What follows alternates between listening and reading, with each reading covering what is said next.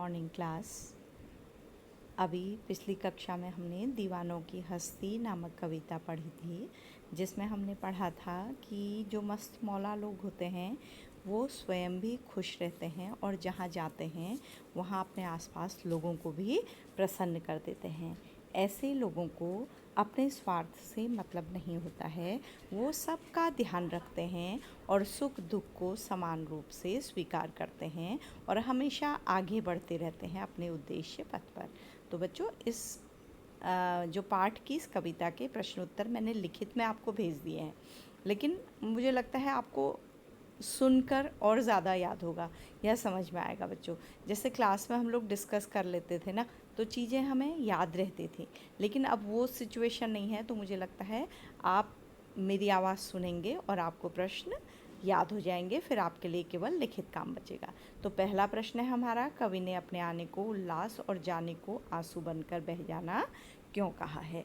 तो बेटा, कवि ने ऐसा इसलिए कहा है क्योंकि वह जहाँ भी जाता है, उसने स्वयं कहा है कि वह मस्ती का आलम, मस्ती का माहौल अपने साथ ले जाते हैं, लोगों को प्रसन्न करते हैं, उनको खुश करते हैं।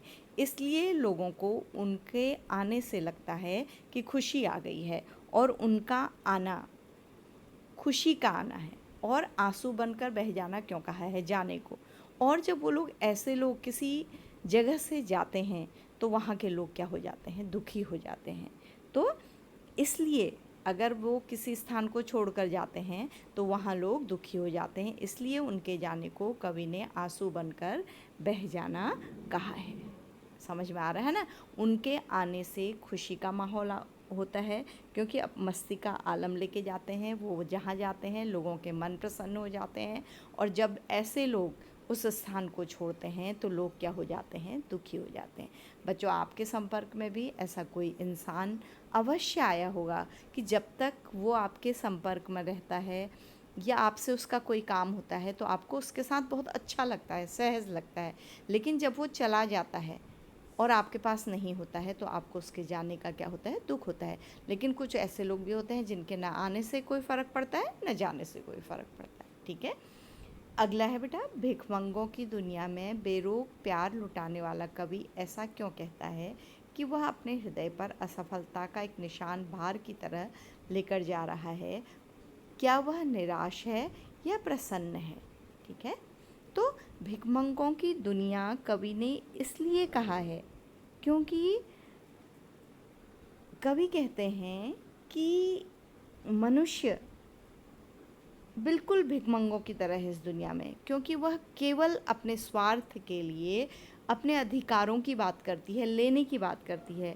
वह देना नहीं जानती है, दूसरों को प्यार देना नहीं जानती है। तो दुनिया में प्यार की कमी है, इसलिए वह कहता है कि इस दुनिया में भिखमंगे अधिक हो गए हैं।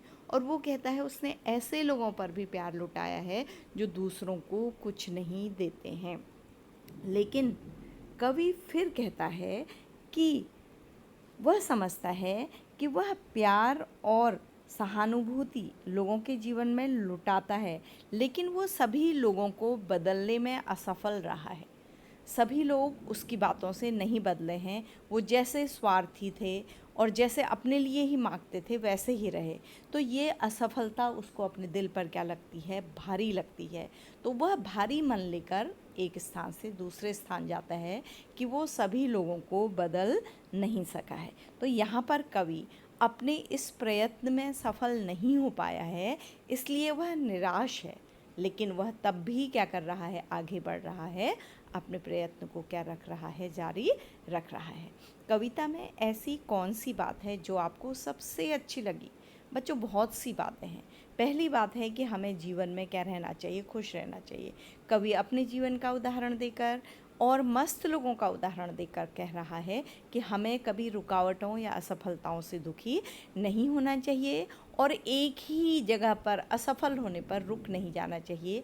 हमें जीवन में क्या करना चाहिए, आगे बढ़ना चाहिए। और सबसे अच्छी बात इस कविता की जो है बच्चों, कवि जो कहते हैं कि हमें सुख और दुख को समान रूप से ग्रहण करना चाहिए। समान रूप से, क्योंकि हमें दोनों ही भोगने पड़ते हैं। कभी हमारे जीवन में सुख आएगा तो कभी दुख आएगा, तो अगर हम दुख में बहुत ज़्यादा दुखी हो जाएंगे तो वो भी अच्छा नहीं लगेगा, और सुख में बहुत ज़्यादा खुश हो जाएंगे तो लोगों को लगेगा कि हमें क्या हो गया है, अहंकार हो गया है। तो सुख दुख में समान रहने की जो बात कवि ने इस कविता में कही है वो सबसे अच्छी बात है। तो ये इस कविता में आपको ये 3 ही प्रश्न करने हैं बच्चों, और ये 3 प्रश्न लिखित रूप में भी मैंने भेजे हैं जिन्हें आपको अपनी कॉपी में करना है।